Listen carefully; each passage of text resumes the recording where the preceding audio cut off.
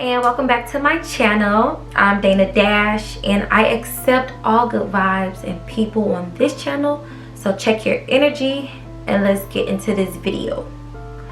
This is part 2 of Motherhood, the Dark Side. Oh, you didn't watch part 1? Well, you know, pause me, I'll wait, don't worry. I know this is some pretty deep stuff, so I'll just lead with what the dark side of motherhood is. My own explanation of what the darker side of motherhood is when psychosis or mental illness is coupled with postpartum depression, and the results are typically tragic for the parties involved, at least some of the parties involved. As I mentioned in my last video, that when I researched the one case with Nicole, there was so many other videos that popped up, and one article in particular said top 20 cases of mothers unaliving their children. So I had to get out that rabbit hole. Like, I just grabbed what I needed for this video and I had to just remove myself. Okay, so maybe I scrolled through a couple of those articles just to see, you know, what they were talking about. And the common thread that just sews this cluster of unstable creatures together is, you guessed it, questions about their mental and emotional stability. And in my opinion, too many questions are being asked after the fact. After the fact, something terrible has already happened. Like, make it make sense.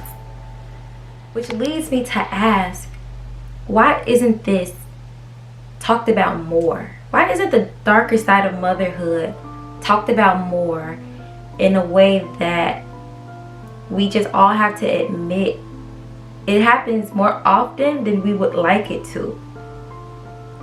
And for some, once you're aware of a problem, you naturally want to find a solution for that problem.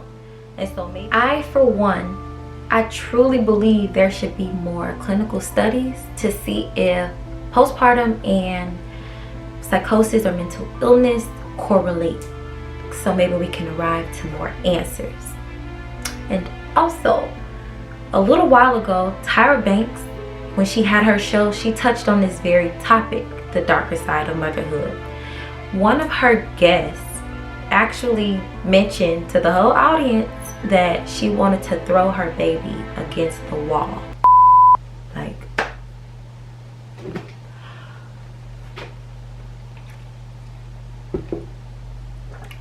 huh? Maybe in that instance she may have been better off talking to a psychiatrist, you know, instead of my good sis Tyra Banks.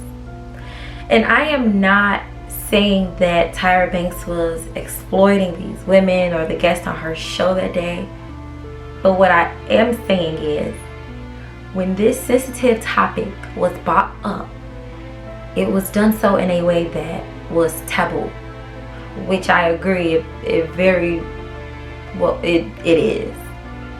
However, it shouldn't be brought up in a way that's entertaining, trying to see how the other side live or something like that. When discussions are brought up in this manner, it just leaves an open floor for judgment and not necessarily resolve. Now let's flip that coin back over and talk about the negative aspects of motherhood.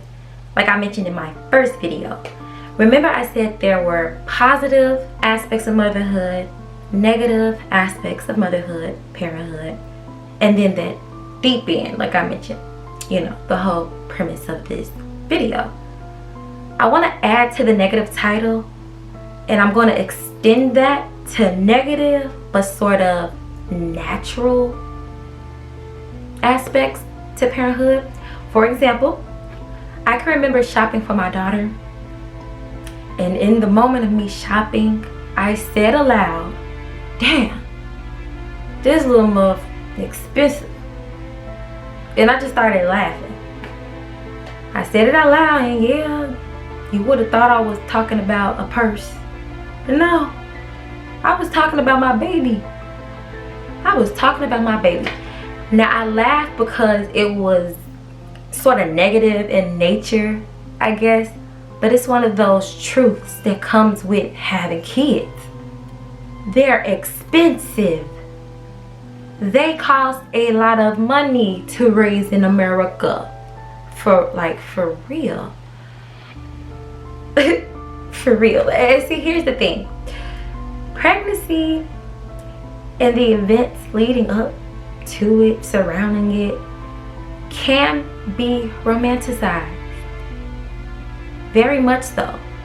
And so when things aren't going according to plan, or thoughts aren't going like, oh, I'm not supposed to be thinking like that, then people get a little crazy. They get a little judgmental. I shouldn't say crazy. People get very judgmental. You feel me? So it's like, yes, she exists. The girl who had a baby and didn't get married first, and may have stayed in the relationship a little too long because he just had a very, big personality. But no, all jokes aside, it really isn't rainbows and you understand what I'm trying to say. I want to emphasize that line of parents getting a little frustrated because they need a break from the kids. Or you may have thoughts like, I don't like you sometimes, but I love you and I will do anything for you.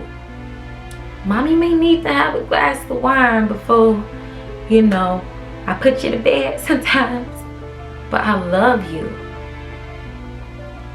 Opposed to that other side of the line where you have the experience of pregnancy and childbirth, and that experience altering your mood, your emotional well-being. And if this resonates with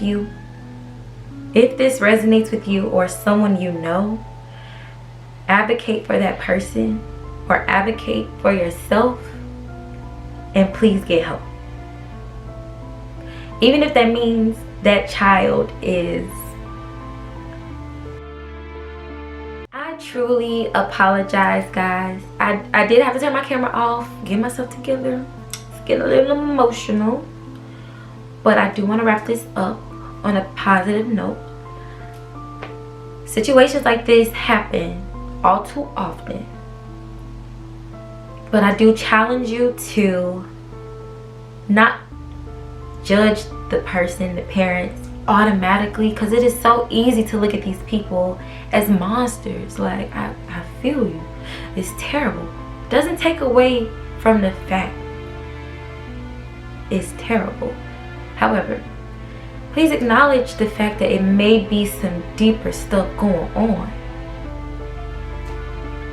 It gotta be facts. It gotta be something, pretty much something going on.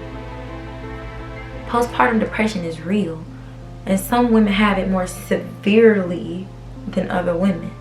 Mental illness is real. The darker side of motherhood exists, but hope exists as well. And maybe one day there can be something done about this to prevent children being hurt in that manner. Okay, whew. That is all the time I have for this video. I hope you received it well. Thank you so much for watching. If you know somebody who needs to hear this, comment your thoughts, like and subscribe, because I'm going to be posting more content. I'm back, baby.